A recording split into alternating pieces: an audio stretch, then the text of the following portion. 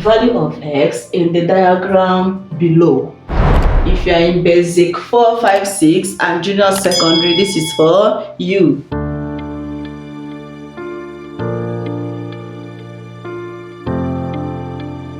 Greeting my lovely viewers. I have a question on the board. If you are in basic 4, 5, 6 and junior secondary, this is for you. So the question says, what is the value of x in the diagram below? What is the value of x in this diagram? And when we look at this is angle on a straight line.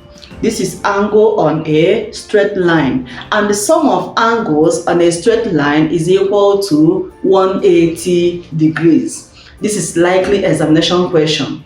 Sum of angles on a straight line is equal to what? 180 degrees. Now, for me to get my x, I have to sum all these angles. I have to sum everything here and equate it to 180 degrees. So I have x plus 25 degrees plus 60 degrees equal to 180 degrees.